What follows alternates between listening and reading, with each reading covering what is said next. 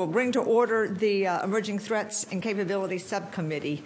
Good afternoon, and we meet today to receive testimony on the health and status of the Department of Defense Science and Technology Enterprise and its contributions to developing innovative and affordable systems for the warfighter. This hearing will delve deeper into some of the important topics that we touched upon last year in our hearing on the health and status of the DoD laboratory enterprise.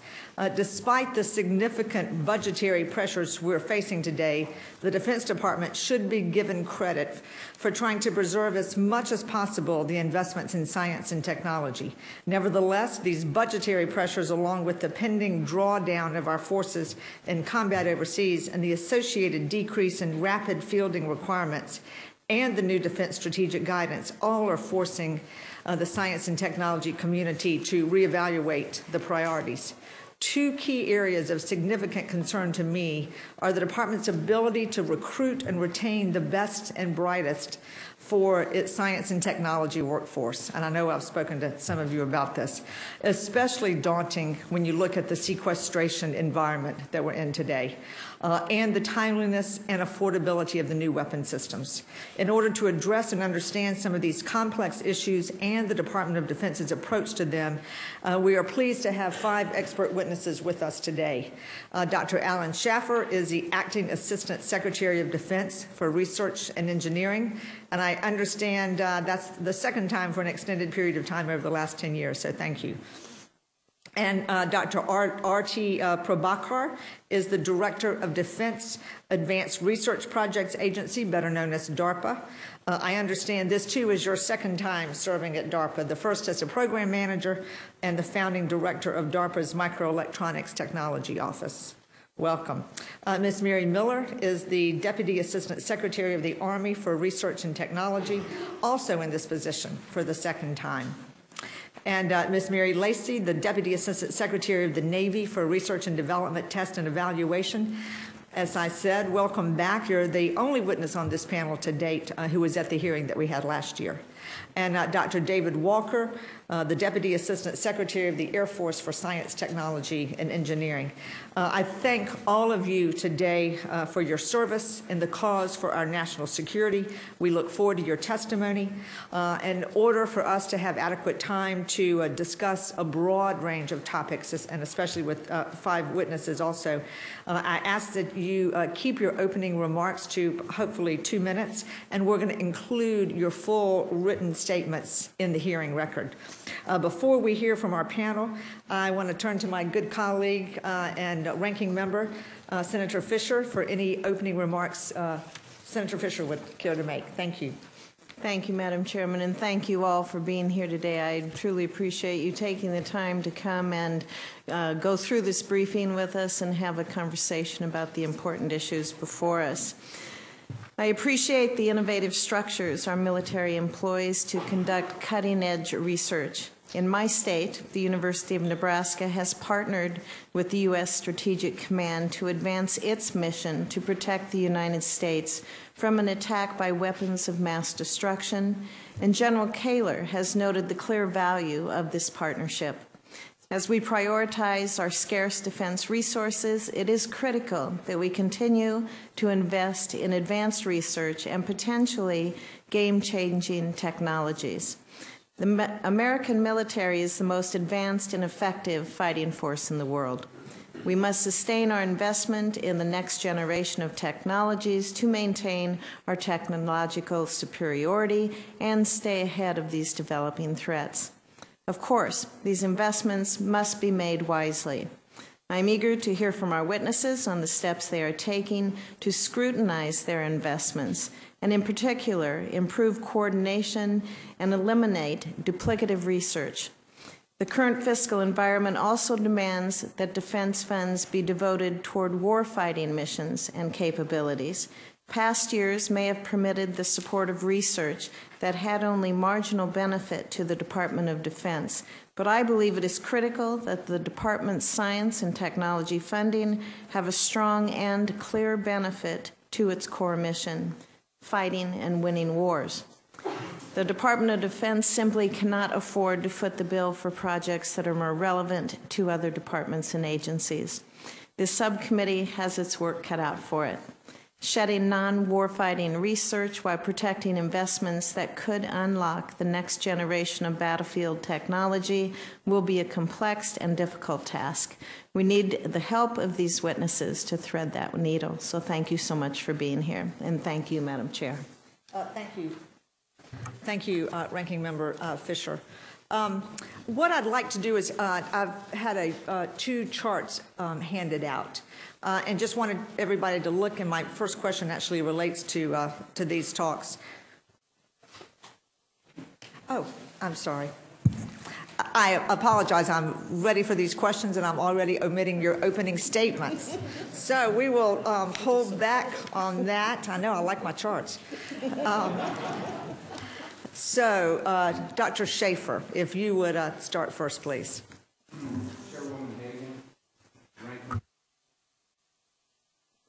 Represent the scientists and engineers of the Department of Defense, a group that conceives, develops, and matures systems early in the acquisition process. They work with multiple partners to provide the unmatched operational advantage employed by our services, men and women. And by the way, we like the charts also. As we wind down in Afghanistan, the national security and budget environments are changing. We are heading into uncertainty. The fiscal year 2014 President's budget request for science and technology is $12 billion, a nominal increase from 2013's $11.9 billion. However, it is not possible to discuss the budget without addressing the impact of the sequester, which takes 9% from every single program in RDT&E. This reduction will delay or terminate some efforts. We will reduce awards. For instance, we will reduce university grants by roughly $200 million this year alone, and potentially reduce the number of new SMART Scholarship for Services program awardees this year to 0. Because of the way the sequester was implemented, we will be very limited in hiring new scientists this year and for the coming several years. Each of these actions will have a negative long-term impact to the department and to national security. The President and the Secretary of Defense depend upon us to make key contributions to the defense of our nation.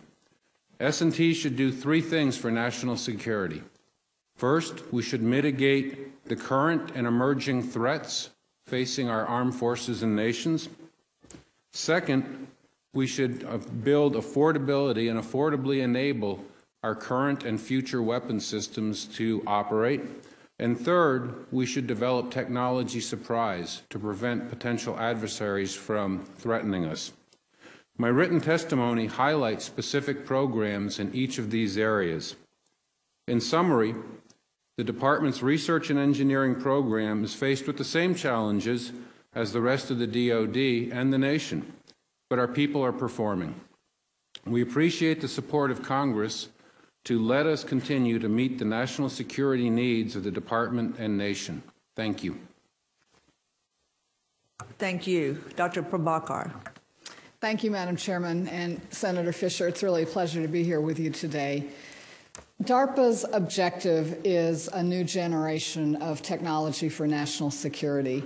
And to realize this new set of military capabilities and systems is going to take a lot of organizations and people. But DARPA's role in that is to make the pivotal early investments that changes what's possible, that really lets us take big steps forward in our capabilities for the future.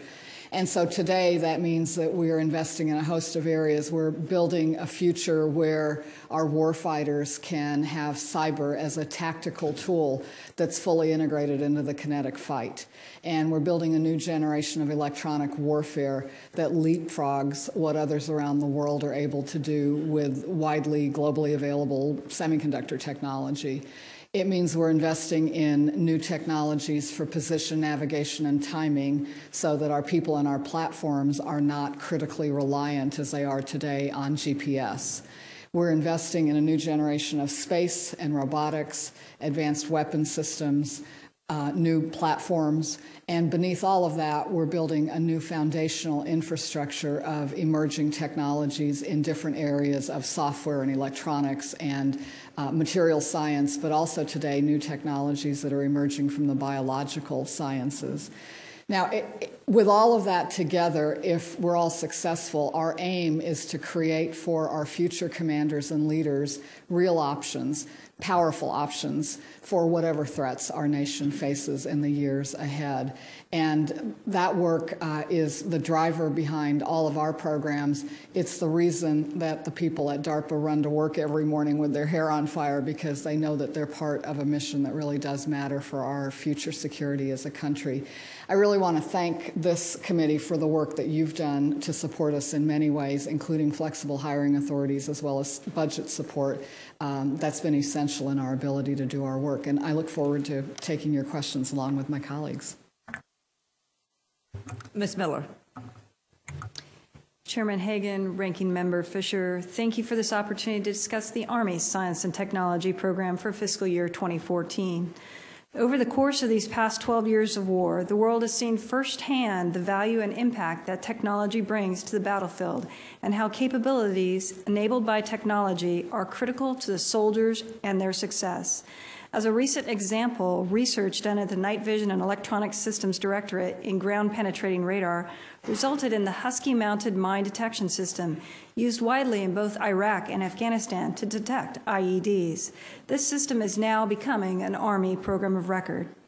However, given the current budget environment, the Army has initiated a comprehensive strategic modernization strategy to better facilitate informed decisions based on long-term objectives. The role of the S&T enterprise is to research, develop, and demonstrate high-payoff technology solutions for hard problems faced by the soldiers in ever-changing complex environments, solutions that are both affordable and versatile. As good stewards of the taxpayers' dollars, it is critical that we use finite government resources to maximize development of technologies to meet Army unique challenges and constraints. It is important that we complement what the private sector is already developing, and that we leverage the work being done by our sister services, national labs, academia, and partner nations. Most importantly, our investments today must translate into capabilities that we successfully field to the Army of the future. It goes without saying that the underpinning of all Army S&T efforts is a strong research program that builds an agile and adaptive workforce and technology base to be able to respond to future threats. Investments in S&T are a critical hedge to acquiring technological superiority with revolutionary and paradigm-shifting technologies. This includes the development of the next generation of Army scientists and engineers. Investing wisely in people with innovative ideas is our best hope for new discoveries to enable the Army of the future. Thank you, and I look forward to your questions. Thank you. Ms. Lacey. Good afternoon, Madam Chairman, Ranking Member. It's an honor to appear here today before you to discuss the Navy's Research and Development Enterprise. In the years since I last appeared, we, as a department, have performed an extensive strategic review of our RDT&E resources, and the Secretary has established a corporate board to provide strategic oversight to our RDT&E investments and priorities, and to further embed into our day-to-day business the urgency and flexibility we honed during a decade of a wartime posture. Sequestration decreases our RDT&E accounts $1.5 billion in FY13. This impacts all 282 program elements within the account. In S&T, we expect to place 300 less grants and cancel up to half of our New START functional naval capability projects. In development, we will delay most programs by about 3 months. The Navy has historically made deliberate and measured investments to ensure stability and the right capacity within the organic technical workforce. Section 219 of the 2009 NDAA has proven invaluable to maintaining the health of our Navy labs, warfare, and system centers. The Navy has used Section 219 authority to refresh the technical capabilities of our workforce while enabling innovation. We are also placing greater emphasis on technical discipline and on approaches that change the cost equation with things such as automated testing, open architecture, and corrosion prevention. Investment in our workforce is critical, but it must be coupled with an appropriate investment in infrastructure. Based on the direction of this subcommittee, the Navy has expanded our ongoing test and evaluation infrastructure capabilities look to include our R&D enterprise.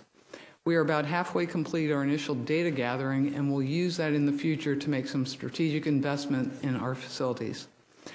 In these exceptionally challenging technological and budgetary times, our goal continues to be to provide our sailors and Marines with technically superior capabilities. We can ensure this through disciplined processes focused on affordability, executed by a skilled workforce with technical capabilities second to none. Thank you very much. I look forward to your questions. Thank you. Dr. Walker. Chairman Hagan, Ranking Member Fisher, I'm pleased to have the opportunity to provide testimony on the 2014 Air Force Science and Technology Program. As our Chief of Staff, General Welch, recently stated in his vision for airmen, our service is fueled by innovation. The Air Force's single, fully integrated S&T program and our outstanding scientists and engineers are truly at the forefront of this innovative spirit. The Air Force's fiscal year 2014 budget request for S&T is approximately $2.3 billion. These investments support a robust and balanced foundation of basic and applied research and advanced technology development that will provide demonstrated transition options and support future warfighting capabilities. This year's budget reflects a strong support of S&T from our leadership in this challenging fiscal environment and is balanced across the warfighter's need for rapid reaction solutions, midterm technology development, and revolutionary far-term capabilities. Despite the strong support, the Air Force S&T program is not immune to the impacts of sequestration. So far, the Air Force Research Laboratory has notified over 40 universities and 20 contractors regarding grants and contracts that will be terminated, delayed, or rescoped. We're also concerned about the negative impact of sequestration on our ability to attract and retain exceptional scientists and engineers. The total impact of the Air Force research technology development activities remains unclear, but it's safe to say that many of the new and promising technologies will be delayed in their transition to the warfighter. While there are still uncertainties with the sequestration, the budget does reflect a promise of the future of warfighting capabilities enabled by technologies developed in our laboratory. Chairman Hagan, Ranking Member Fisher, I'm pleased to present the Air Force program. Look forward to your questions. Thank all of you very much. And I know sequestration really has had a negative impact on all of these disciplines.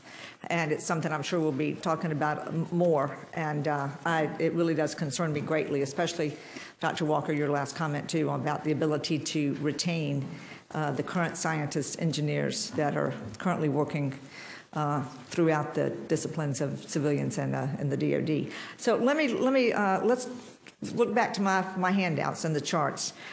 These two were taken from a DARPA presentation on the defense aircraft industry last year. And the first one, the Threats Evolve Faster Than We Develop system, it depicts an example of how these threats evolve much faster than the time it takes for us to actually develop these systems, such as the F-22 fighter. During the time from the initial requirement of the advanced technical fighter in the early 80s to the first F-22 delivered in 2003, this chart depicts how the world had significantly changed, both in terms of threat and in terms of technologies. And especially today, when we're talking about the budget, the sequestration, I mean, the impact of the time alone certainly would impact the budgeting consequences and issues.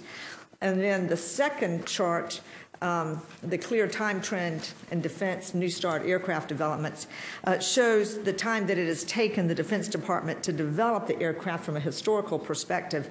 The chart shows the time it took from the start of an aircraft program to the to the time it first flew in an operational capability over the years, once again from the 1940s until now. And note that this time from program start to first operational flight has significantly increased.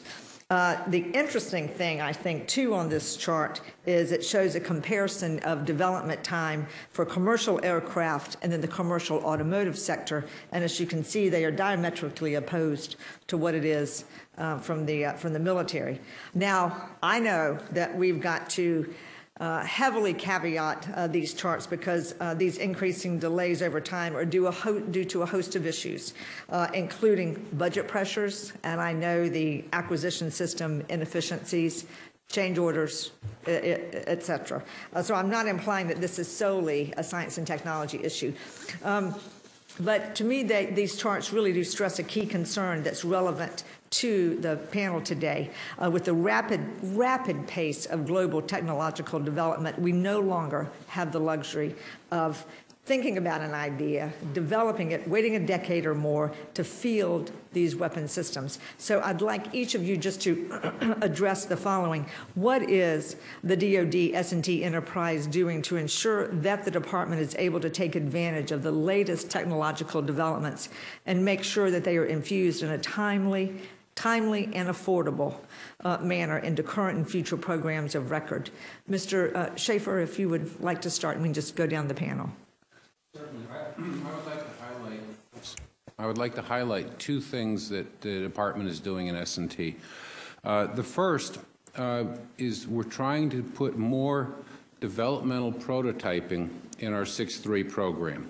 The reason we're trying to do that is it's much cheaper to test out concepts and capabilities in S&T than it is in full-up acquisition. And in fact, if you look at your chart here, the period where we were flat with very short delivery, and there's certainly a number of factors, happens to coincide when the DoD and NASA was in full scale with their X-plane prototype period.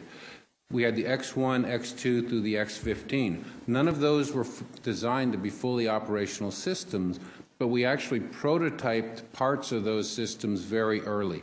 Mr. Kendall has asked myself and asked also DARPA to take a look at doing additional prototyping in these spaces to drive down the cost and time. The second thing that we are doing, and this is really with DARPA and the services, is we are gathering up all of our folks in our laboratories who are working in the area of design, system design, and we have a program, they're terrible names, Engineering Resilient Systems, but where we're looking, and it's led by Dr. Jeff Holland, who is the technical director at the Corps of Engineering Lab in Vicksburg, a strange place for it, but he has a very big effort. We're looking at how do we do more system design in computers so you can do much broader range of trades in computers rather than bending metal, and also design in things like open systems to the maximum extent possible. So as we have long developments, we can do very easy modular changes to the design, and we can do that in a computer instead of on an assembly line. I'll highlight those two areas. If those two pan out, we will dramatically reduce the cost of new systems, the time to develop, and also importantly, we will stock the cupboard for when the acquisition budget grows again, so we will have capabilities to keep our forces safe. Thank you. Dr. Prabhakar. Let me start by just putting my comments in the context that you started with, which is to recognize that there are so many factors behind any of these phenomena. From the technology end, what we're really seeking are some technical approaches and demonstrations that might serve to poke that system and show that there's some different ways of doing business in the hope that that will help trigger a change in the overall process, because that's really what it's going to take. I want to break the question into two pieces. One is the platforms that we build, and the aircraft that these charts focus on are a great example of that, the major vehicle systems that we build. And then secondly, the capabilities that go on them, be it electronic warfare or communications or sensing, whatever job we're trying to do. And I think that there are important innovations in both of those. On the platform side, a key theme that I think many of us see is that as these acquisition processes stretch out, that just creates more time for requirements to continue to change and for more and more iterations, which creates a situation where, you know, it's literally decades and the whole thing doesn't really close. So one of the key concepts that's behind several of our programs is, are there approaches that will collapse that time so that we can much more quickly get to a capability and not have this long period of time during which we're continuing to move the requirements around. We're working towards that in some of our manufacturing programs. As well, when we do X-Plane or other X-Platform projects, these are not acquisition programs, but at the R&D stage, we're really looking at innovative business models and have had some very good success in doing demonstrations that are much faster and for far fewer dollars than anyone thinks is possible, simply by building the right incentive structures, by having very specific objectives that don't change, some of those kinds of practices. So that's platforms. I think I'm actually much more encouraged by what's going to be possible as we change the systems that go onto our platforms, and electronic warfare is a particularly good example. Today, when we build a new electronic warfare system, we're building something that's monolithic, and it's very complex. When our adversary changes what part of the electromagnetic spectrum they're working in, we have to start all over and redesign the whole thing. We're building a new architecture that will allow us to be extremely agile so that when the threat changes, we can adapt in real time without having to ditch that whole thing and go through this next laborious acquisition process. So those are a couple of the ideas. You know, the big point in my mind is that for so many years, affordability has been the conversation you have after you do the innovation. And a challenge that we're really putting out to the leading edge technical community is to say, where are the innovations that will completely flip the cost equation? Not just make incremental changes, because I think that can be powerful, but it's not been historically the question that we've been asking. Thank you. Ms. Miller. Thank you. As Mr. Schaefer said, prototyping is a big activity that we are doing to try to better inform our requirements that often are reaching a little bit too far and take us a long time to achieve. And what we have been doing within the Army is working with our requirements community and our science and technology community to better inform those requirements. The prototypes help to set us up for good capacity in that regard, because we can show what is technically achievable and we can drive down risk. In addition, within the Army, I mentioned our strategic modernization strategy we are developing. This is a 35-year look out into the future. And what it does is it allows us to align the programs of record and their life cycles against where they need technology insertion and where we need to have new platforms perhaps to replace them. That helps to, again, inform requirements and helps to baseline our science and technology investment so that we can do this insertion. It is actually aligning us so that our technology is there when it's needed, not too early, not too late, and we'll, again, try to shorten up our transition. It seems 35 years is an awfully long time from a planning perspective. Yes, ma'am. In today's highly technical architecture and field. I wish I could say that we did not have platforms that lasted that long, but ma'am, we do. Okay. And we do need to have technical upgrades as we go along. That's why it's important to understand the life cycle of the platforms and when we can have technical insertions. I would also argue, and it's been mentioned, that we don't really know what the threat will be will be there in 30 years or 35 years. But the fact is, if you stretch something out that far, you certainly know the world's going to be different, and it breaks people from saying, I'm just going to do what I'm doing now for a little bit longer. They have to think differently. Mm-hmm. It has opened some new train of thought with people that pretty much had been kind of closed thinking. Well, that's why I like Dr. Prabhakar, your comment about how you can, instead of, you know, when the threat changes, that you can quickly adapt. Yeah, absolutely. The other aspect that we are doing is looking to the international community and what technologies they can bring in. We talked about open architectures and systems engineering, and we are looking at the international community to see what they can bring in and augment the Army's capabilities. And I'm certain that's true across all of the services and DARPA, because we're never going to say that we're the smartest people here. Everybody's got good ideas. We need to know how to use them. You know, I am already running close. We're going to do 10-minute sessions, so let's we'll move on. Thank you, Ms. Miller. Ms. Lacey. So I will agree with everyone, Okay. all the comments that have been made so far. I will cite two specific examples. One is a rapid prototyping that you probably heard a lot about in the last couple weeks, is our high-energy laser demo on an operational platform in the Gulf.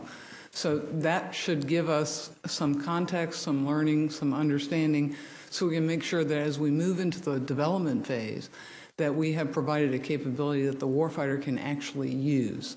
What did this laser, what's it do? It's a high-energy laser, and it will shoot down air targets or FIAC targets close in on the surface type targets. So we're going to be doing a demonstration of that coming up in 14. We're very excited about it. The comment I would like to make about open architecture, we too are moving that direction, and it's not so much driven by science and technology, but it's certainly enabled by it. But the real key is to open up what you already have. As Ms. Miller pointed out, we're going to have systems for 35. In our case, we have aircraft carriers for 50 years. And if we don't open those systems up now, we're not going to be able to take advantage of the science and technology breakthroughs as they happen. So we in the Navy are spending a lot of time doing that as we move forward. Thank you. Dr. Walker. Yeah, the Air Force is lockstep with the other services and ASD as well. A couple of things I did want to address, though, is I really like your slide, because I'm doing a study right now that our chief scientist, Dr. Mark Maybury, is running on Global Horizons, which is really looking at the future of S&T and how we take that to improve the Air Force of the future. And I'm leading a team that's doing mission support, which is really how do we improve the acquisition system so that we can bring in new technology faster. And this slide is my #1 trend slide that I'm using. And it was interesting when I started looking into this. We really have driven ourselves into a long acquisition process. We're not following the trends of other agencies, and we want to take advantage of that. And we started asking questions. The automobile industry, which is actually coming down, they actually are using 4 times the number of lines of code in a modern automobile than we use in the F-35. Yet they're able to do it faster. One of the reasons is because they learned to use loosely coupled software, loosely coupled systems, as opposed to our approach, which has been highly integrated systems. So when we start looking at how do we have an evolvable system, which is really addressing that issue of requirements. Requirements change over time. And from the time you define what you want to have to the time you actually have it fielded, and much worse is 60 years later when you're still using it, like we were using some of our aircraft, you have to be able to evolve, and you need to design the system so it can evolve along the way. And having loosely coupled, where possible, allows you to do that much more flexible. Taking advantage of the digital design and building a digital thread, taking advantage of advanced manufacturing capabilities. These are all ideas of how we can improve our ability to get from technology ideas into warfighting systems. Thank you. Senator Fisher. Thank you, Madam Chair. I would just like to follow up with you on the line of discussion that the chairwoman was discussing. When we talk about collapsing time and looking at the changes that are occurring and looking out 35 years and adapting and evolving, is that happening now? Is that happening now, or is that your plan and goal for the future? Is that the direction you want to head, or are you headed in that direction now? And if you are headed there now, have you had any successes that you could share with us where you've been more able to adapt in a quicker manner? I'll kick off. Let me just shift to a different realm than aircraft, but an example I really love of adaptability So your big question was, are we doing this yet? And I would say we've been trying for a while, and it's slow progress. But there are some examples where we're making progress, and one that I really like has to do with the situation our soldiers on the ground were facing in Afghanistan. They had, the intelligence that's collected from the battlefield all gets pulled up, but the soldiers on patrol from one day to the next don't really have the kind of immediate, fresh information from their colleagues as they go, every day when they go out on patrol. So one of the projects that we did, and we would hear sometimes from these young soldiers that they had left a civilian world where they could walk around with maps on their iPhones and, know where they are and post text notes to their friends, and now they're in Afghanistan and all of that is gone when they really could have used it. Well, it turns out those things are much harder to provide in a battlefield environment. Security is a real concern. The connectivity doesn't really exist. You need secure and physically hardened devices. So there are a whole host of challenges. But in some work that we did where we did get real devices in the hands of soldiers, we were able to give them handhelds where they would have these kinds of apps that looked like the apps that they used in the civilian world. And they used these apps in just very practical ways. So soldiers would go out on, they're going out on patrol, they're recording the local observations of, what's this farmer doing in this field, or what's the scuttlebutt that they're picking up as they're talking to people. And that's immediately fed to their colleagues and to the guy that's going out on patrol the next day. So it's not just going up, it's really laterally. Real time. Exactly. Okay. And the thing that I think is really great about this, so I love what we're doing for the soldiers today, but really the exciting thing to me is we're introducing this element of adaptability, because the apps that they use one day tell them what the apps are that they need the next day, and the development team that we have sitting next to them then will, spin up that app, and a few days later they're able to have a new capability that matches the particular thing that they're trying to track, or a particular way that our adversary might have adapted on the other side. So, it's just one little example, but when you see the power of that kind of ability to react, I think it does tell you where we could go. Good. That's good to hear. I'd like to talk about sequestration and the effect that that's going to have on the groups that you're representing. Sequestration could reduce the federal R&D spending by $57.5 billion, or 8.4% through 2017. And spending on defense R&D could be cut by $33.5 billion, or 9.1%. And that's going to bring the spending levels for defense down to the 2002 level. Do you have any specific S&T sequestration funding numbers for FY13 and a breakdown of how it's going to impact your programs? Yes, ma'am, and we can provide that to you. I mean, I don't have it in my pocket, but basic rule of thumb, 9% to every program element and project across the department in RDT&E. So you can take whatever was appropriated in FY13, subtract 9% from that. That will cause terminations in some cases. It will cause certainly slowdowns to all of our programs. The place that it will hurt, I think, the worst is the reduction in the number of grants and new awards. We heard Ms. Lacey say that the future naval capability new starts are cut in half. I will start no new technology demos for fiscal year 13. We will reduce our overall number of grants going out to universities by somewhere between 500 and 1,000. That doesn't sound like much, but when we in the United States are struggling to have enough scientists and engineers to work on national security problems, I don't know which of those 500 or 1,000 grants might give me a very good scientist or engineer to come work in my laboratory. But if we reduce the pool, we reduce the future. And those are the impacts of sequestration. I mean, we're all in the business of an uncertain future. We were talking before this hearing started, we have some members in the uniform who say, Well, you know, just fund the basic research projects that are going to pan out. We wish we were that good. You have to fund a number of things, and then some of them will bubble up. By reducing the pool, we're going to reduce the future. And I want to point out one thing that we're talking about within the building. In previous periods, the last two big budget contractions for the Department of Defense, Secretary Perry was involved in both of those. He made a strategic choice to maintain investment in research and development because we are cheaper and we provide options.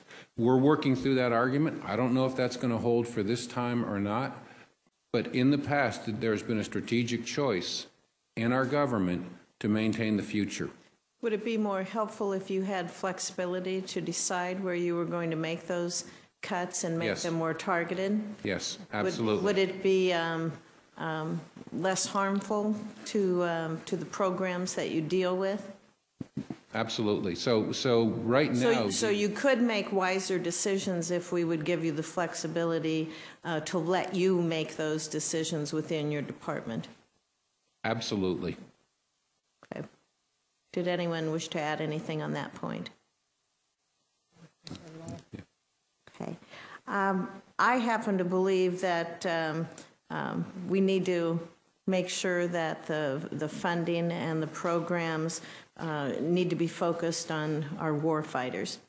So while sequestration may impact each of your organizations, the impact I'm concerned with are what's going to happen with regards to those war fighters and the war fighting capabilities. So what specific aspects and impacts will those cuts due to sequestration have on our war fighters and those specific capabilities?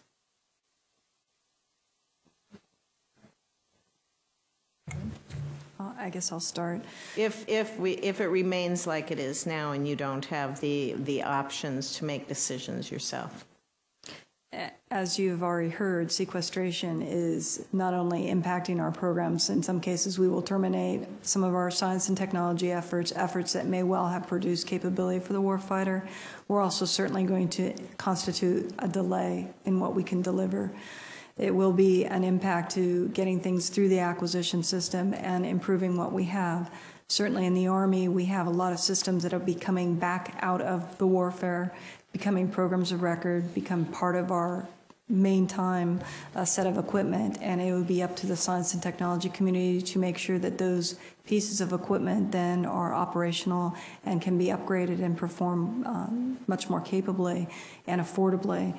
And so we will look to try to invest our resources, what we have of them, to make sure that we have platforms that are affordable and that do not cost as much money and perhaps maybe not make as many new designs based on the limitation in the funding, certainly tied to what the warfighter wants. And the budget that you were looking at, the five of you, was the budget introduced by the President? Is that correct? Yes, ma'am. So that did not account for sequestration. So if we're going to account for sequestration, have you dug into that even deeper to find out what will need to be done? Have you looked at that at all? Are you asking, have we started to go through? Oh, sorry. Have we gone through a prioritization to begin to understand how we would deal with it in 14 if sequestration actually hits? Yes, ma'am, we are. Well, we are doing it. It has hit. It has hit, yes. but the budget that was introduced did not have that accounted That's for. That's absolutely correct. Of course, we are looking at how we would prioritize. Yes, ma'am. The rest of you, would you answer, please? Absolutely. Thank you. You know, just for context, in our work, which is projects driven, we don't have standing laboratories for the work that we do at DARPA. We're in a constant process of prioritizing in the normal course of business. And so when something like sequestration hit in fiscal 13, you know, of course we started with our lowest priority programs that were struggling already or had, you know, for whatever reason there was a problem.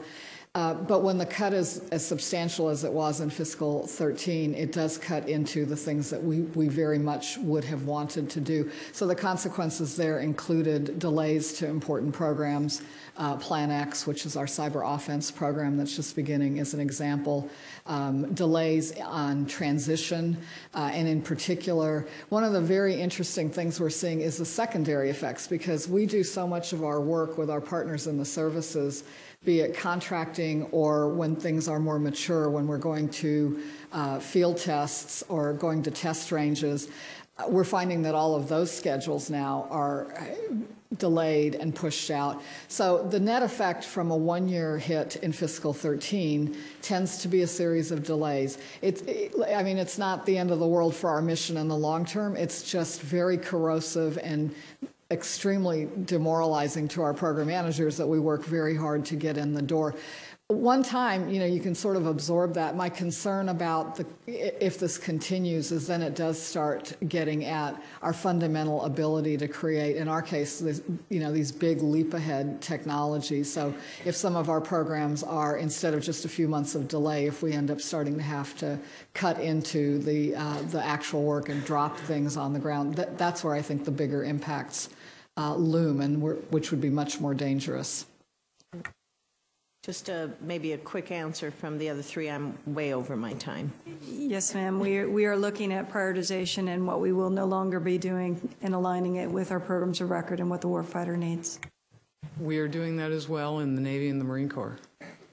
We're also in the Air Force, and the alignment to a given PE and the hits on certain programs will cause us to have to either realign programs within the Air Force or to delay or in some of the key programs, particularly the bigger demonstrations that are closer to warfighter needs. Okay, thank you. I'm glad to hear that you are all being very realistic about the current law that we're under and the budget situation that we face. Thank you.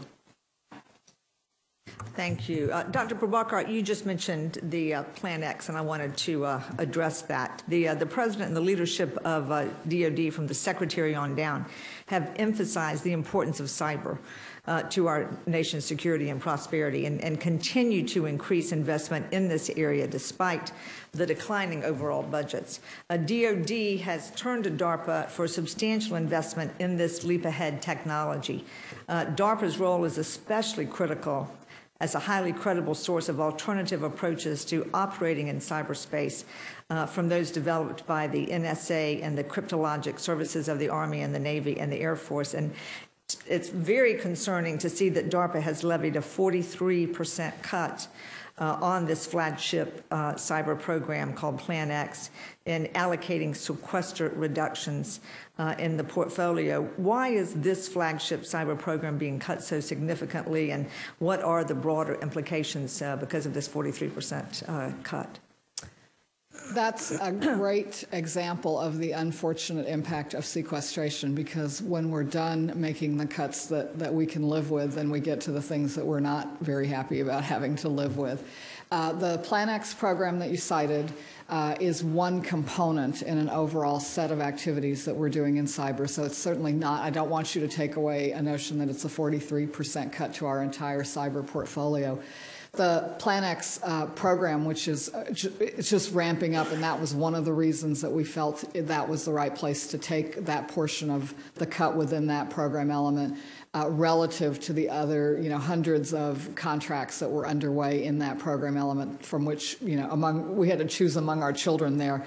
But just to paint a little bit broader picture, you're absolutely right. Cyber is something that about which there is enormous concern in terms of cybersecurity.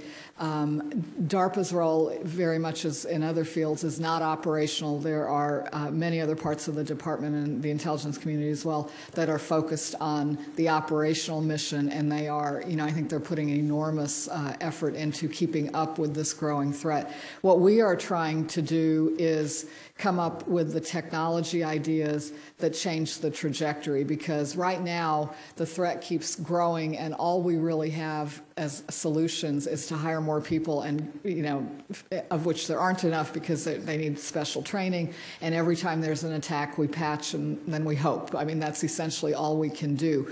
We're building, we have two themes, and Plan X is one of them, but the other piece is about cyber defense, first of all, which is trying to build, and I think we actually have some phenomenal programs that will build the technical ability to create a more fundamental defense, ways to assess legacy systems and assure that they are secure, and also then to build new systems, for example, embedded systems that might go into our advanced military platforms, build them in a way that is much more inherently secure. So I think with those technologies we can get to a place where we get beyond just throwing people at it and get to a much more automated future for security.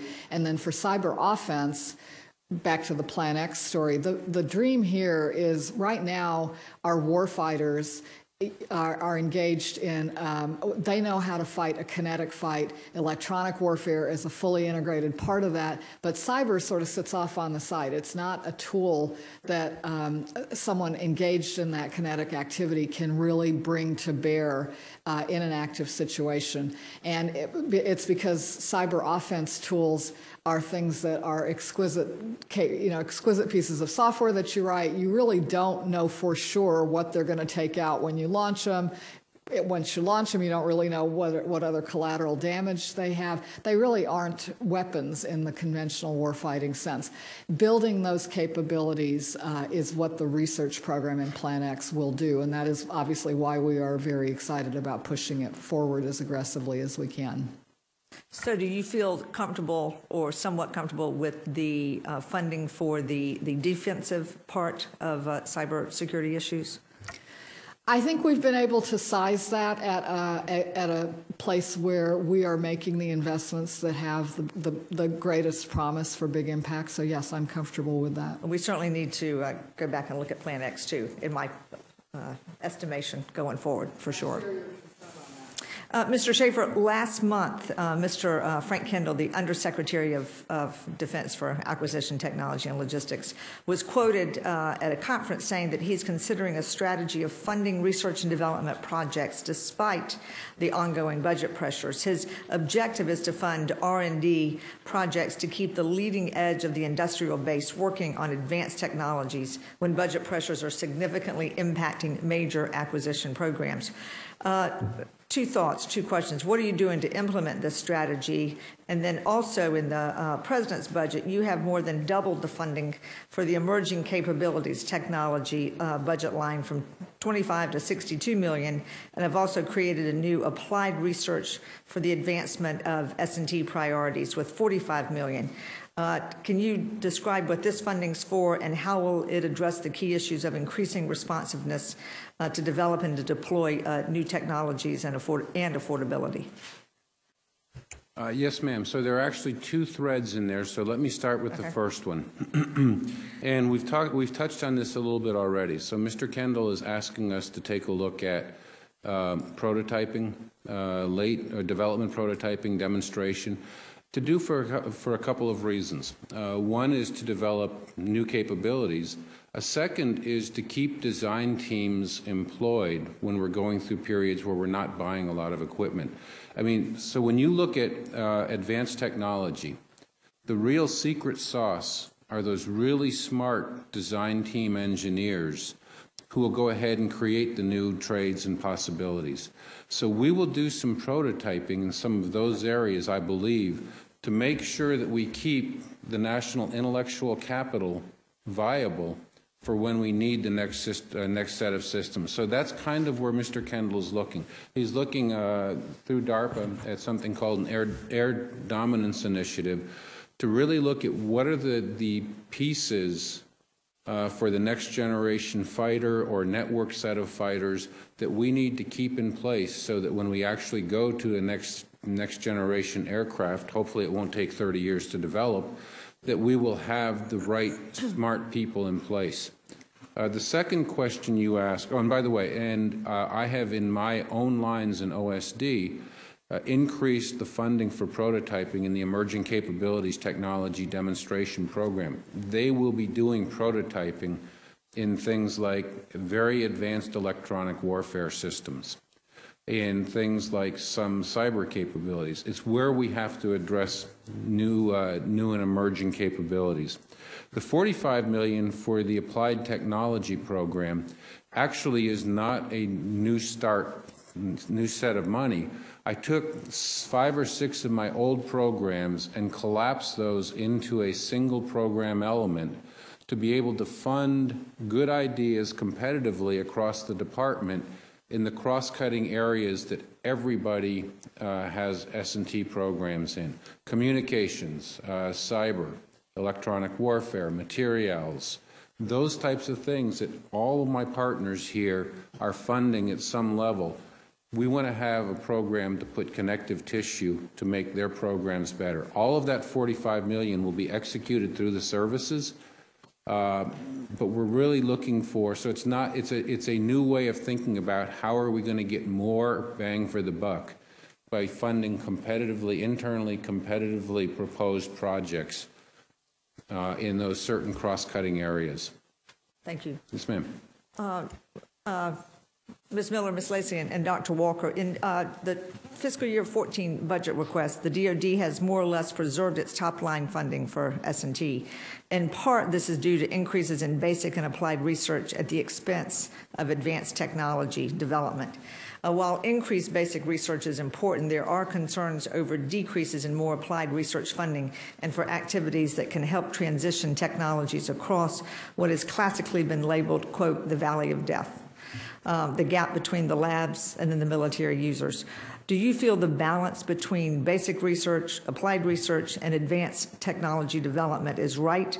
And what is your assessment of our funding for technology development across the, quote, valley of death? Veins and be able to transition them through. So we will be looking to try to get a better balance from here on out. I too agree that the balance needs to be relooked. We have seen that valley of death, or the interpretation of it being a valley of death, widen over the years. In reality, what we have done is we have moved things that historically had been in procurement accounts back into the R&D accounts. Ms. Miller. I'll start, ma'am. Okay. I think that the balance needs to be looked at. I think that we have done a good job in pushing resources down into basic research and now applied research, but it has caused an even earlier valley of death. If you've got any examples, I love examples. Well, I would tell you in this budget development, we ended up decreasing our budget activity 3 advanced tech development resources on the order of $140 million pushed into other 6.2 areas.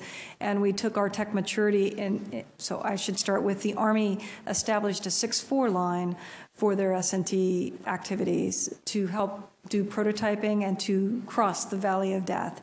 And those resources have also been reprogrammed into the 6.1 and 6.2 at this time to make sure that we could meet compliance and then have those next generation capabilities. But at this point, we need to start being cognizant of the ability to take those good ideas that are developed in earlier research veins and be able to transition them through. So we will be looking to try to get a better balance from here on out. I too agree that the balance needs to be relooked. We have seen that valley of death, or the interpretation of it being a valley of death, widen over the years. In reality, what we have done is we have moved things that historically had been in procurement accounts back into the R&D accounts. And so we have a lot of pressure on our 6.4 accounts that we currently have today, which is the traditional transition zone. And 94% of our money in what is BA4 through BA7 in the Navy is tied to program of record. So we have very little that is focused on that transition area. And that's something we need to look at very, very carefully, DoD-wide. By preserving the 6.1 and 6.2, a very noble thing to do, at the expense of the 6.3 and 6.4, we are actually widening that valley. In the 14 budget submission, we were actually able to increase our 6.3 at a greater rate than our 6.1 and 6.2, trying to reverse a trend that we've had over the last few years of 6.1 and 6.2 tending to dominate the S&T budget. But we have the same problem as the Navy. Our 6.4 program, our BA4, is primarily tied to programs of record, and we missed that opportunity to move beyond the laboratory and into a demonstration and development program, getting ready prior to a program of record being in place. So that's an area that we think we need to improve as well. Thank you. Senator Fisher. Thank you, Madam Chair. I'd like to talk about furloughs for civilian personnel that you may have. We know that it causes loss of productivity. I think it will harm our military readiness at a time when we're facing, I think, more serious threats than many other times in history for this country. Furloughs will have a significant impact on employees' families and also on our state's economies. Well, while DOD has decided to reduce the number of furlough days, I remain deeply concerned about the impact of those furloughs on the things that I mentioned.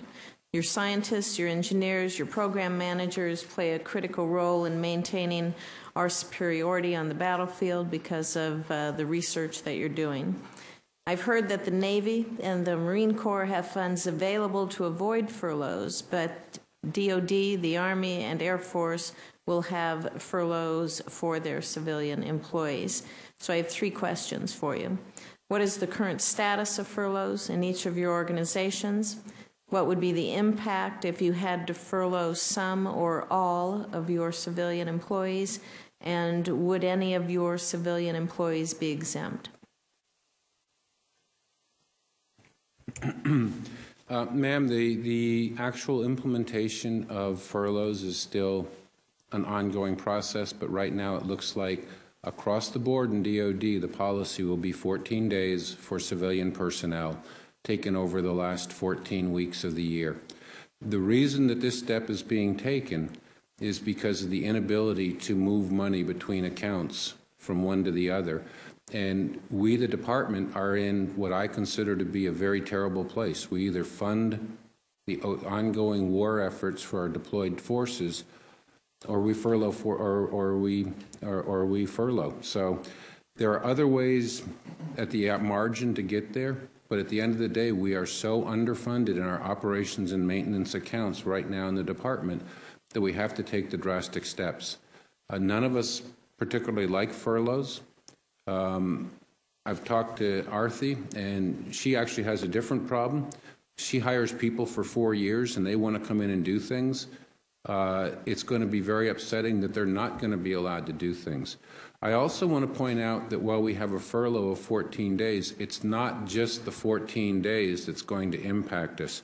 And one of our services, in fact, all of our services, are dramatically underrepresented in contracting officers.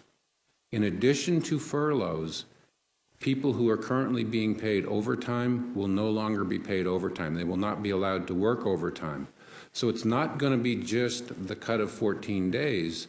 It's going to be a reduction in many cases of people who are putting in 50 to 60-hour weeks and getting paid for it, being cut to 32 hours. So that will impact getting money out the door and on contract. There's a whole host of second-order impacts due to sequestration, but those are all going to hurt everybody on this panel, and it's going to hurt our young people. We're breaking faith with our young people, many of whom, at least in this area, are living very close to the margin and have mortgages to make and that type of thing. So this is a very serious step. None of us like it. We understand why the department is taking it. It's kind of where we are, ma'am. I think Al said it all. I'll just add, you asked about exemptions. In my organization, the furlough applies to civilian government employees, and we'll be taking that across the board, including myself and my deputy. We have one civilian government employee who's in Afghanistan for some of the field test work that we're doing, and we're sorting out that situation, but that would be the only exemption if there is one. pretty much what Mr. Schaefer said applies to all the rest of us. In terms of exemptions, we are looking at health and safety issues as potentials at the moment. For us in the science and technology workforce, it'll be no exemptions, just for the health and safety issues, but right now we don't have any of those. Once again, I would ask you, with regards to flexibility, if we would be able to give you flexibility to make decisions within your own programs, would that help with the furlough situation? Ma'am, I think that this is all tied into flexibility with operations and maintenance accounts and funding because of the way we have to spend money, funding the war efforts forward. We're rapidly running out of time because O&M or OM&A for the Navy are one year money. So even if we start to get flexibility late in the summer, it's going to be very hard to move money from one account to O&M and then get that spent. So we have kind of a double whammy going on.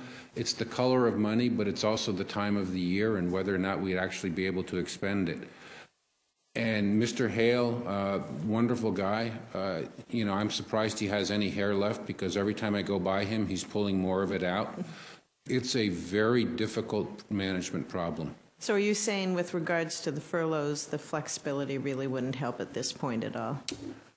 It's beyond our ability to deal with. This is really a larger issue coming from Dr. Carter, the comptroller, and Secretary Hagel, and how they would be able to manage the war effort, and that's what's driving everything. Internally, I don't think that it would help much. Okay, thank you. I'd like to move on to infrastructure, if I could, with modernization and duplication. The lab enterprise includes 62 organizations spread across 22 states with a total workforce of about 60,000 employees, more than half of whom are degreed scientists and engineers. That infrastructure supports this enterprise like the rest of DoD and continues to age with no MILCON funding to Insight to modernize your facilities. The FY13 NDAA Senate report required DoD, the Air Force, and the Navy to conduct a survey of its laboratory infrastructure, brief the Congressional Defense Committees on the results of their surveys no later than March 1st of 2013. I believe the Army has provided their survey, but we're waiting to receive some surveys from DoD and the Navy. What's the overall status of your facilities, and how does that status and the state of your infrastructure affect your mission?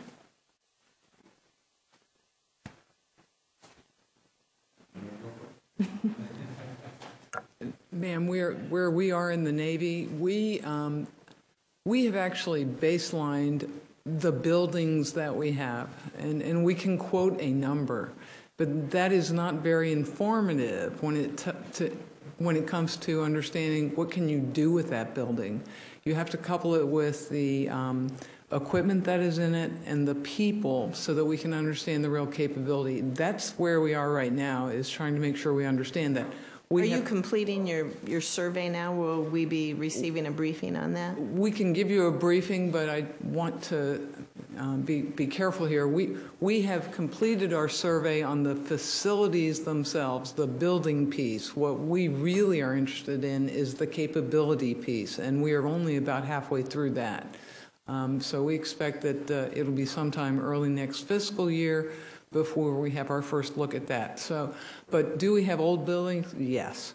Are they in? The fact of the matter is that our scientists and engineers are very dedicated folks that do amazing work despite the buildings that some of them have to operate in. Would I like it to be better? Absolutely. But we are trying to determine right now, what do we really need to invest in? Making every building very, very nice may not be the right answer for the Navy for the long term.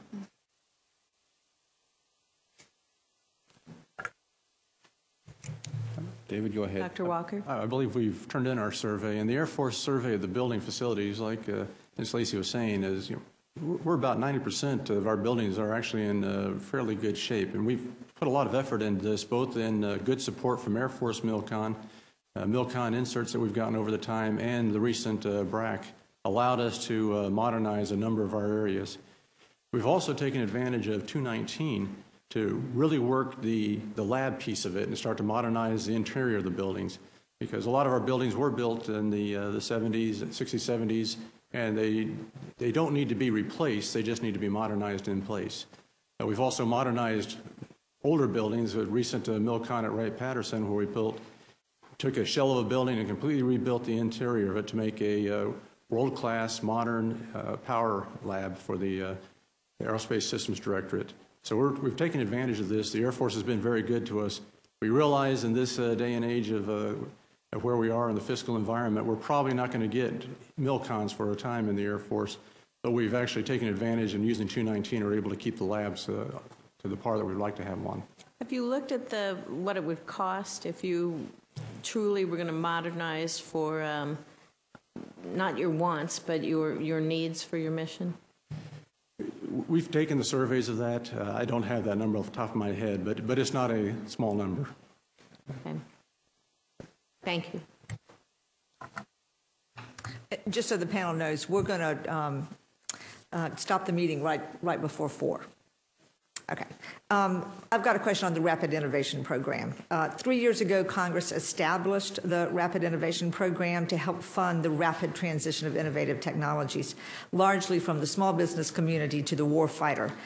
This was an environment where rapid fielding of technologies was driving a significant level of the effort on the S&T community. And as we draw down our combat operations overseas, the demand for rapid fielding may diminish.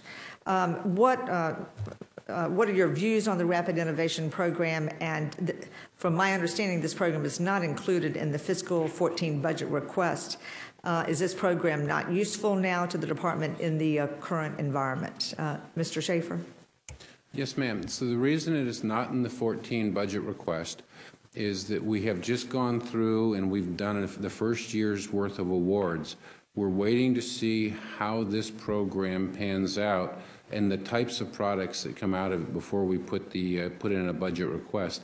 And it's not clear that we would get new money, so there would be other ways we could do this. As you mentioned, most of the Rapid Innovation Program comes through the small business community. We could include this as part of the Small Business Innovative Research Program in the future, and that's one of the things we're considering. But before we jump off the cliff, we really would like to have a year's worth of evaluation of the programs to see if we actually got value for money. And how much money did you put out?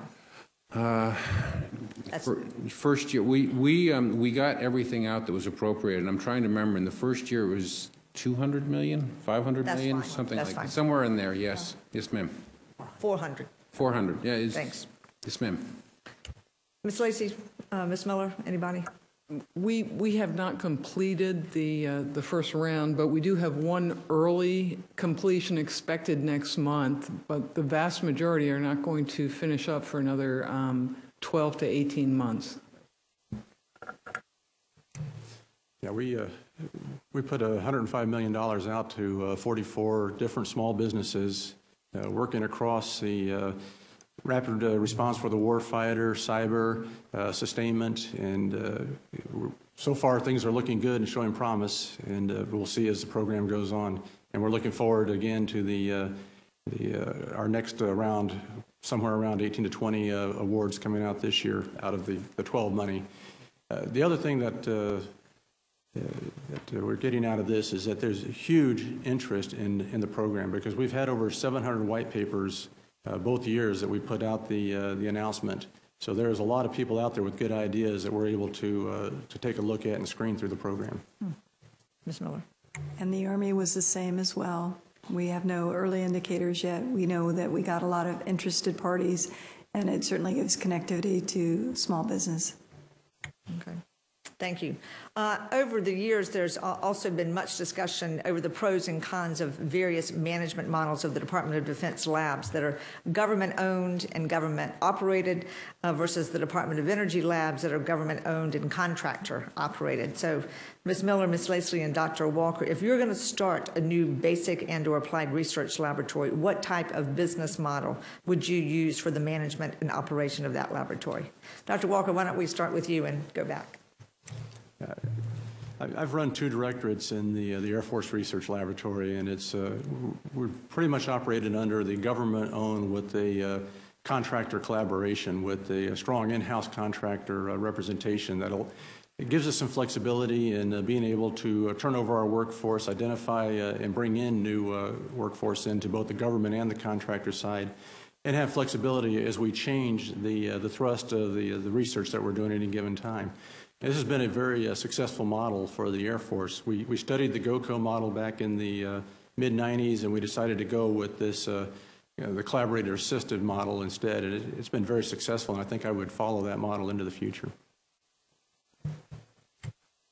In the Navy, we have a government-owned, government-operated philosophy, which is a little different than the Air Force. However, we do use a significant amount of contractor personnel, perhaps not as fully embedded as you might see in the Air Force.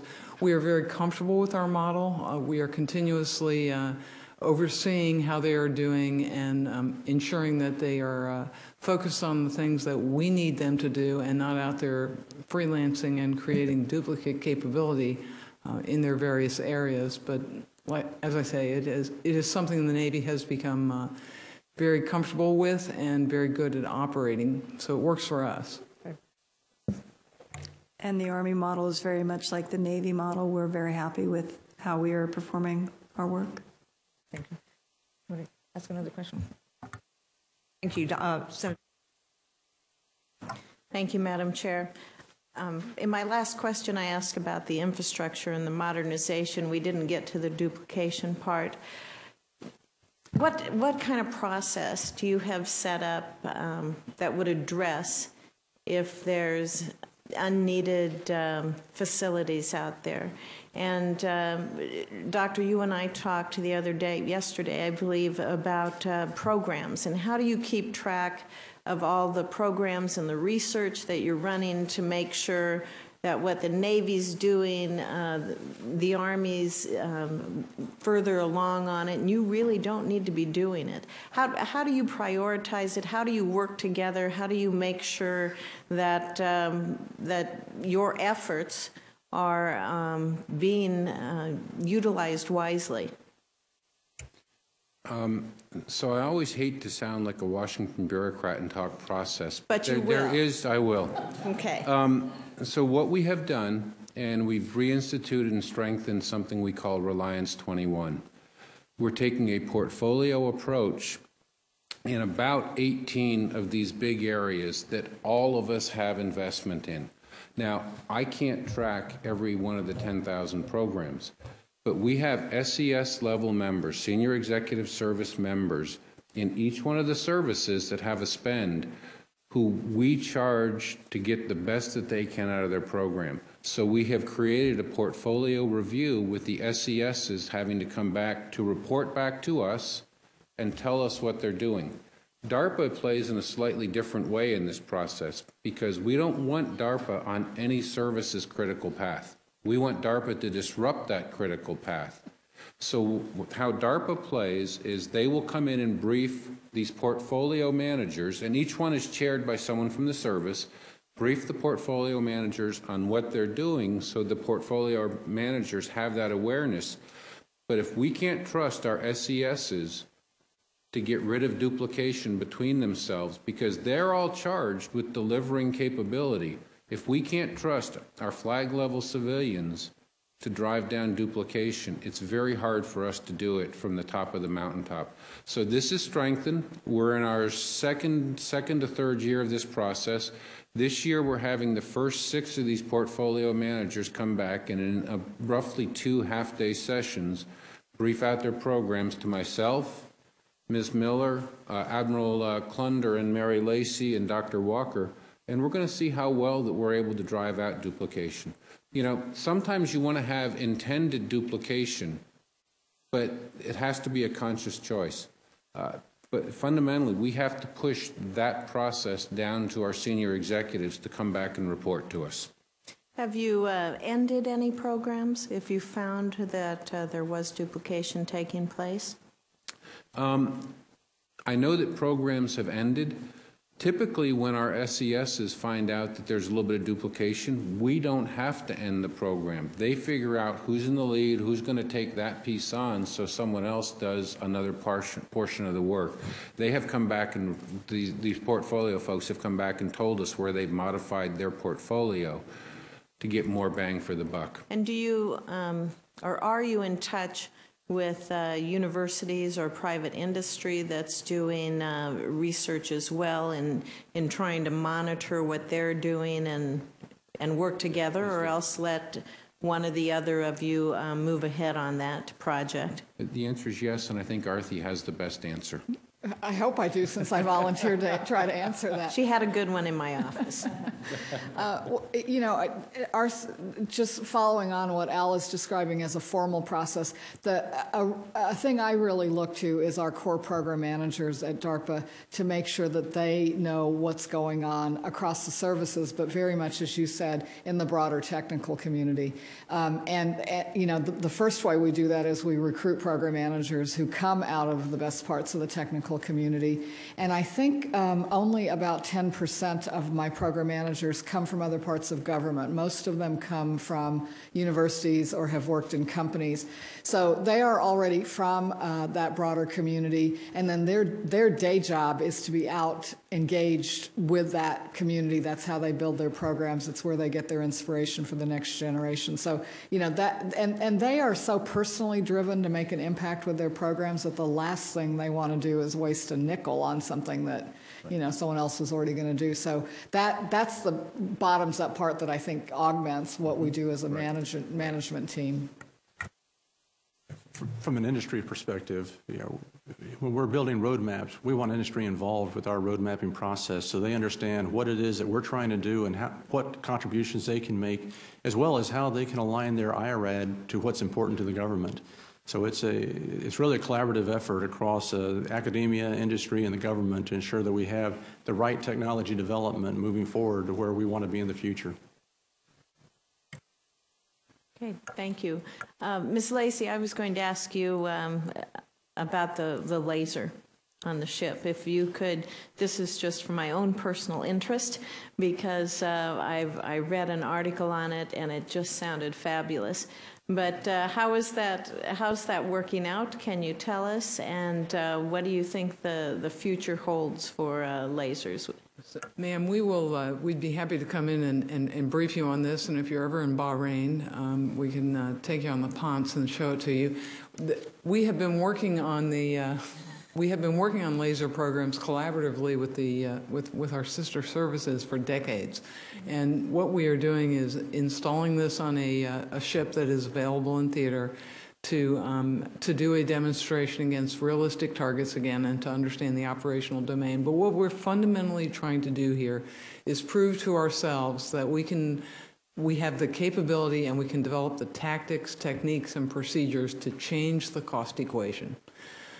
And we're talking about taking a shot for $1 as opposed to whatever it takes to generate the electricity on board that ship to defeat that threat. That is a huge game changer when it comes to the cost equation. As opposed to using a $3 million missile to take out a $50,000 target, we're talking about dollars. It's a big deal. So we have reached the point where we are comfortable that we can put it in operational theater to learn even more lessons about it. But we'd be happy to come show you what we're doing, ma'am. I may take you up on that. Thank you very much. Thank you all very much. I appreciate it. Madam Chair. I know I've got a couple more questions, and I'm running out of time, so I might submit some for the record for your reply, and certainly Senator Fisher, too. Mr. Schaefer, I know that DARPA has just completed its strategic framework, and I was just wondering about the another strategic framework for your division. I know that last year the Defense Science Board conducted a study of DoD's basic research portfolio, and one key finding was that DoD needed a technology strategy that would not only be invaluable in alignment of research and engineering, but in alignment of systems, missions, and national security affairs more broadly. And then they listed a vision, an assessment of emerging areas of S&T, particularly areas of rapid change and substantial promise, realistic objectives, an approach to achieve the vision, and detailed plans on how to achieve the objectives. Are you developing a more comprehensive strategy with the elements just outlined? So, Senator Hagan, a couple of things. The short answer is yes, but not at the detail listed in the DSB report. So one of the things, and I commented that I don't like a lot of bureaucracy. One of the other things I will note in Washington is more is written than is ever read.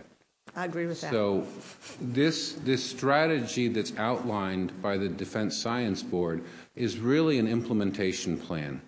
We have developed a strategy, and we're waiting to see what happens with the political process. But the strategy that I have written is very much like DARPA's framework. It's a very short document that outlines where we want to go and the tools that will be available to the people. Following from that, the rest of these things that are in the Defense Science Board report is really an implementation plan. And that should be pushed down to the people who actually are going to execute the program to come back up and tell us. So these things that are in this plan are in those portfolio managers' responsibilities that I just mentioned. We're on the path. We're not there yet.